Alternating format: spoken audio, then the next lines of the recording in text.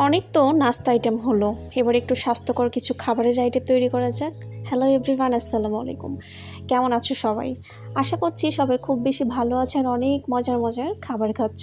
ছুটি কাটিয়ে কে কেমন উপভোগ করছো আর সেটাও অবশ্যই কমেন্ট করে জানিও। অনেক দিন ছুটি খেয়েছো, তো এবার একটু পুষ্টিকর নিরামিষ জাতীয় খাবার খেতে হবে।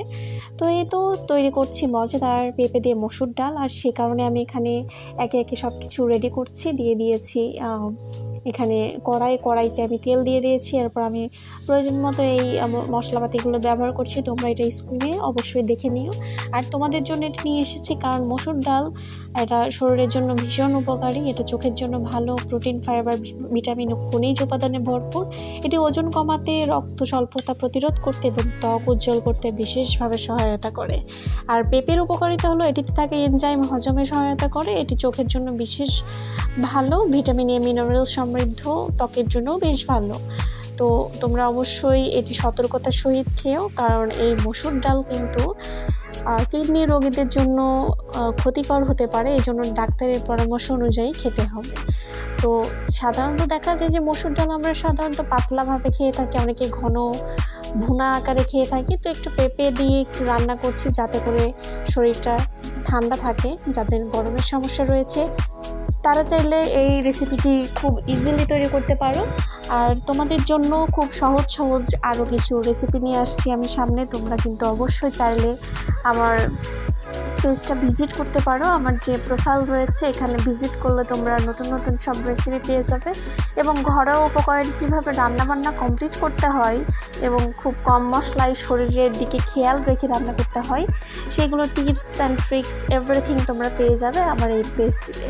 তো দেখতে পাচ্ছ একে একে আমার রান্নাটা হয়ে গিয়েছে। তো মশলাপাতি খুব একটা বেশি দিব না, খুবই লাইট একটা খাবার যেটা শরীরের জন্য খুব ভালো। আশা করছি যাদের বিভিন্ন রকম প্রবলেম রয়েছে, ভারী খাবার খেতে পারো না কিংবা বেশি মশলা খেতে পারো না, তারা কিন্তু চাইলে এই রেসিপিটা খুব ইজিলি রান্না করে খেতে পারো। আর খুব কম সময়ের মধ্যে কিন্তু এটি চটজলদি রান্না করা যায়।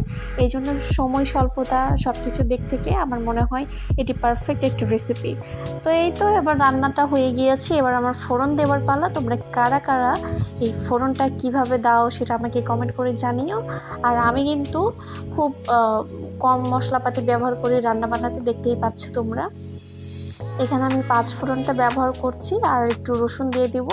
মূলত ফোড়ন দেওয়ার জন্য অনেকে বিভিন্ন রকম মরিচ, তেজপাতা এগুলো ব্যবহার করো। আমি কিন্তু এগুলো একটাও ইউজ করছি না। আমি ঝাল খুব একটা প্রেফার করি না, যার কারণে খুব লাইট খাবারগুলো আমি তোমাদের সাথে শেয়ার করি এবং নিজেও আমি রান্না করে খাই।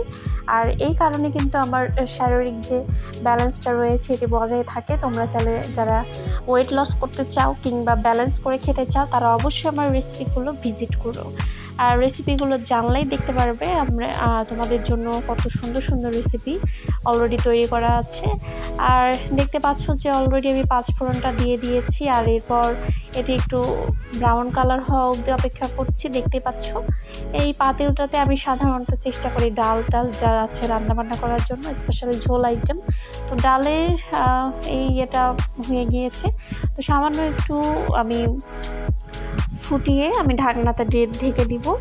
আর দেখতে পাচ্ছ যে ফাইনাল লুকটা কেমন হয়েছে। এটি কিন্তু ঠান্ডা হলে আর মজা লাগবে খেতে আশা করছি। তোমরা অবশ্যই আমার পেজটাতে লাইক, কমেন্ট, শেয়ার দিয়ে পাশে থেকেও। রেসিপিটি ভালো লাগলে কিন্তু শেয়ার দিয়ে আরেকজনের সাথে এটি জানাতে ভুলো না। তো সবাই ভালো থাকো, ধন্যবাদ সবাইকে।